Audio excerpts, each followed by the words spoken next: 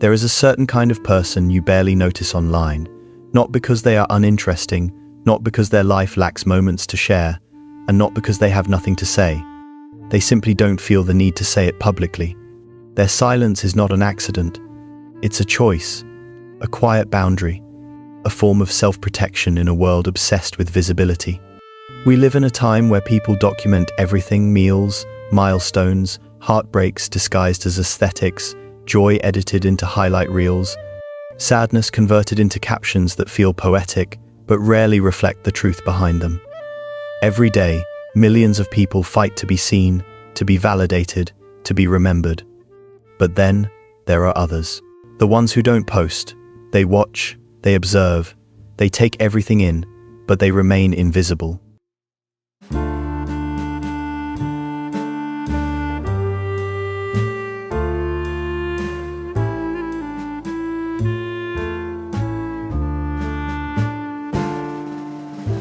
For years, people have misunderstood them, assuming their silence is shyness or insecurity or a lack of confidence. But the psychology behind it goes much deeper, much quieter, much more human. Because if you look closely, the people who don't like posting aren't running away from the world, they're stepping away from the noise. Some people stay silent online because they have learned the cost of being seen. Visibility is not free. Once you post something, it no longer belongs solely to you. It becomes public property, open to judgment, comparison, misunderstanding, and criticism. For people who value their inner world, this loss of ownership feels heavy. Psychologists call this self-presentational pressure, the invisible stress of knowing that anything you share might be evaluated, misinterpreted, or ignored. For some, that pressure is enough to silence them completely. They are not afraid of exposure. They are exhausted by expectation. They don't want to perform their life with perfect timing, lighting, or emotional packaging. They don't want to shape their personality into something digestible. They don't want to turn their pain into a motivational quote or their joy into curated proof of happiness. Somewhere deep inside, they crave authenticity, an authenticity that collapses under the funded weight of constant self-display, and so they choose the quieter path. People who don't post often have one thing in common. They think deeply before they act. They feel deeply before they speak. They observe deeply before they share. Their lives are not measured in content but in presence. They don't live for an audience, they live for the moment itself. When something beautiful happens, they want to be inside it, not outside it, capturing angles. When something painful happens, they want to process it privately, not turn it into public vulnerability for strangers to consume. It's not a lack of confidence. It's the opposite confidence that doesn't need applause. Identity that doesn't need witnesses. Emotion that doesn't need translation. Their silence is not empty. It's full of things they would rather feel than display. There is also another layer, one most people never notice. Many quiet non-posters grew up being the kind of children who were always observing, always thinking, always absorbing the emotions of the round room. They learned early that silence protects the self. Silence creates safety. Silence means control. As adults, posting online feels like standing in a crowded room with your diary open on the table. It feels invasive. So they protect themselves the only way they know how, by keeping their world small and sacred. Not everything in their mind is meant to be public. Not every thought deserves a caption. Not every emotion should be filtered or written into a neat little paragraph. Some feelings cannot be explained. Some moments cannot be edited.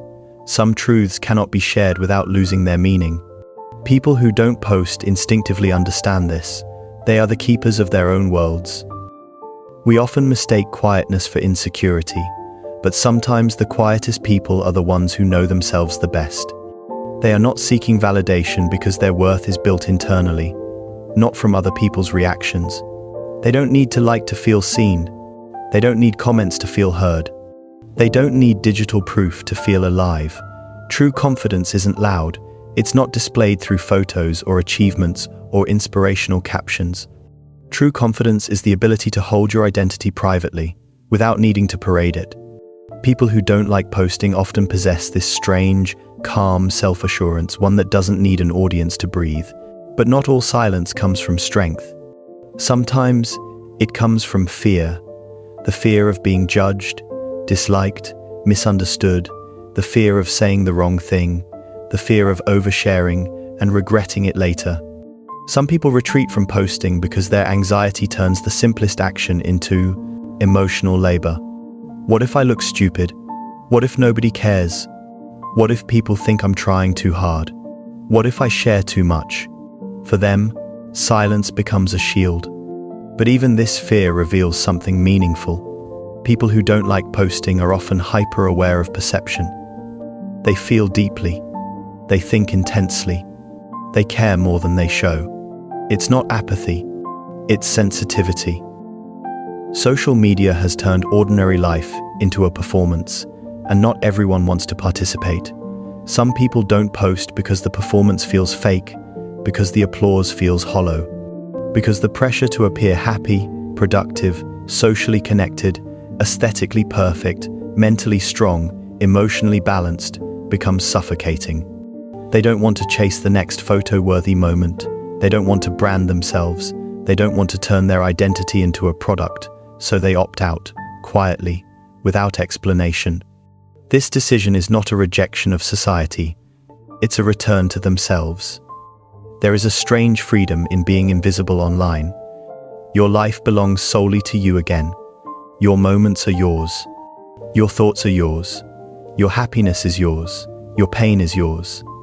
People who stay silent reclaim what many of us have lost: a sense of ownership over their inner world. They don't need to prove they are living. They don't need to document memories to validate them. They don't need to share every detail for it to feel real. They simply exist, and existence itself becomes enough.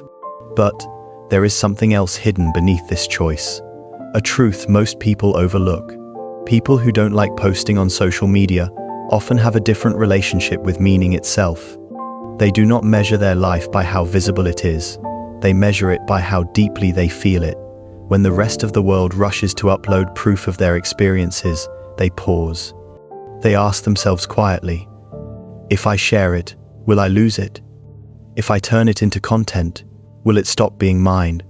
Some moments feel too personal to place on a public shelf, too fragile to hand over to strangers, too sacred to flatten into a square frame with neatly chosen words beneath it. They hold their memories like glass, delicately, intentionally, privately.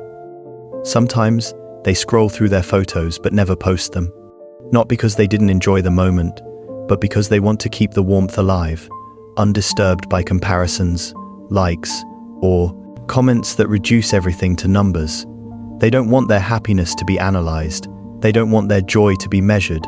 They don't want their vulnerability to be consumed. They are not hiding their life. They are honoring it. And in that quiet honoring, they uncover something rare: peace. Because when you stop performing, life stops feeling like a show. When you stop chasing attention, you start hearing your own voice again. When you no longer need to be seen, you finally begin to feel. People who rarely post understand this instinctively. They may sit in a cafe with friends and never think to take a picture. Not because they don't want to remember the moment, but because they are too busy living it. They may reach milestones, graduations, achievements, promotions, growth, and choose not to announce them. But silence can also become a cage. Some quiet people internalize so much that they forget how to express. They become experts at listening to others but strangers to their own voice. Psychologists call this self-silencing, a behavior pattern linked to anxiety, depression, and low self-worth.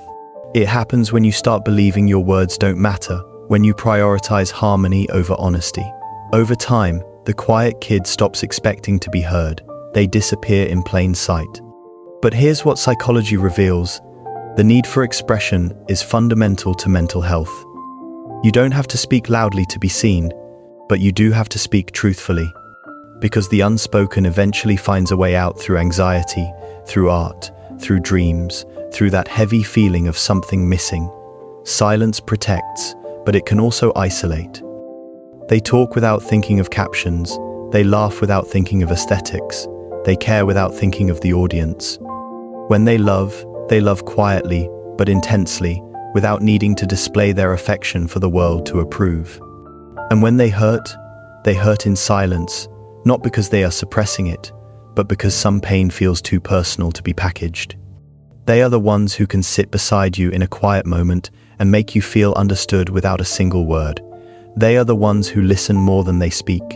They are the ones who feel life in the spaces between noise. Their silence online does not reflect silence inside. Within them is a world most people never see, a world of depth, imagination, memory, and emotion. And sometimes, the reason they don't post is simple. They don't want to divide their life into pieces for others to consume. They don't want to turn their soul into scrollable content. They want to live in the wholeness of their own experience. There's also another layer, one built from sensitivity. People who don't like posting often feel overwhelmed by how public everything has become. They value depth in a world that rewards speed. They value intimacy in a world that rewards exposure.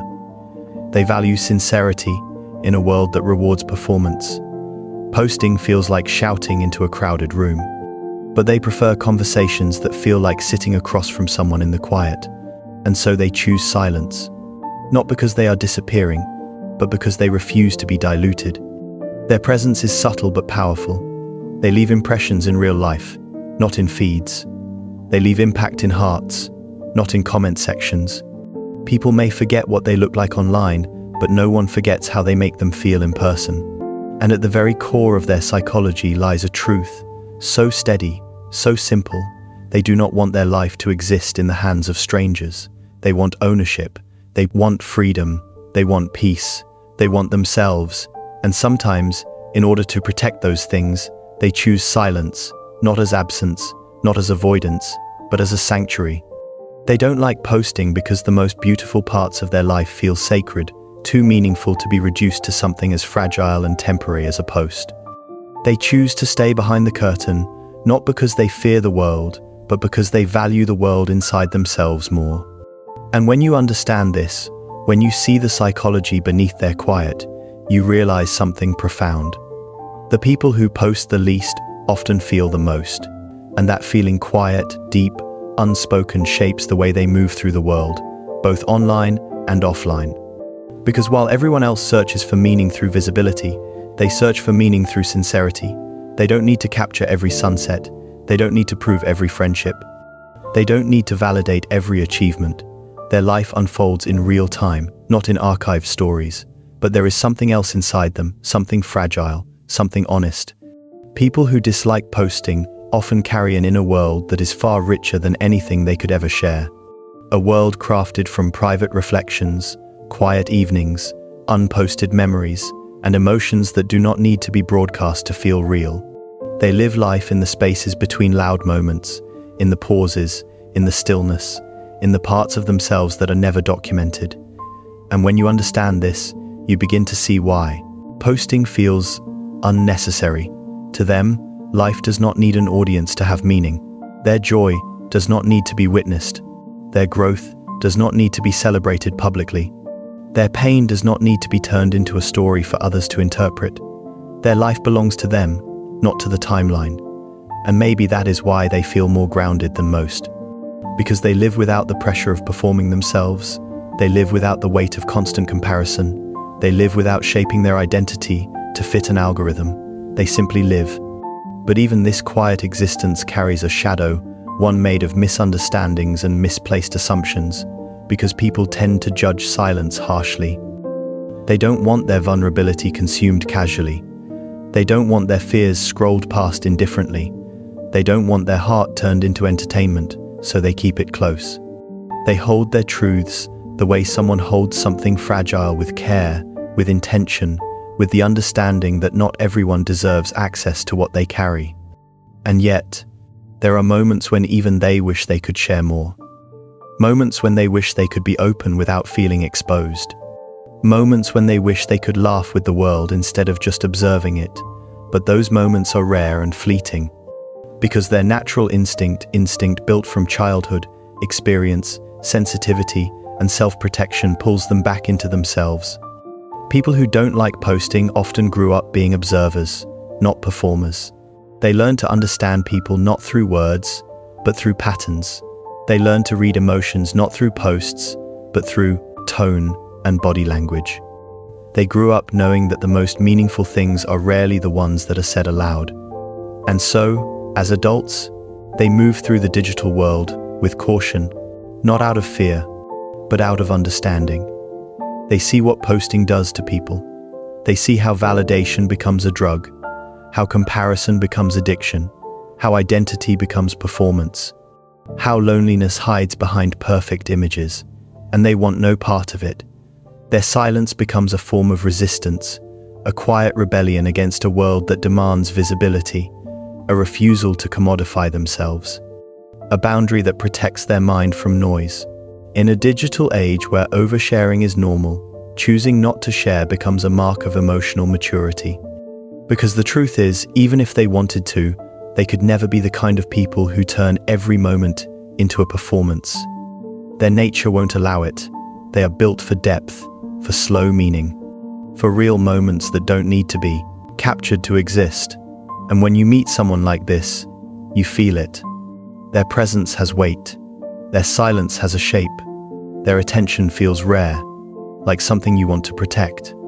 They listen in a way that makes you feel seen. They speak in a way that makes you feel safe. They don't scatter themselves across the internet. They offer themselves carefully, intentionally, privately. The world may never know their story, but the few who do will never forget it. Because the psychology of people who don't like posting on social media is rooted in something profoundly human. They choose meaning over visibility. They choose depth over display. They choose connection over performance. They choose presence over proof. And in a world addicted to being seen, they choose to simply be. This quiet choice shapes everything: their relationships, their identity, their emotional boundaries. Their silence becomes their home, their clarity, their way of protecting what matters most. Not because they fear the world, but because they respect themselves, and maybe, just maybe, they remind us of something we've all forgotten. Life does not need to be posted to be real. Memories do not need to be shared to have value. Moments do not need an audience to matter. Sometimes the most meaningful parts of life are the parts no one else ever sees. And the people who don't post, they understand that better than anyone.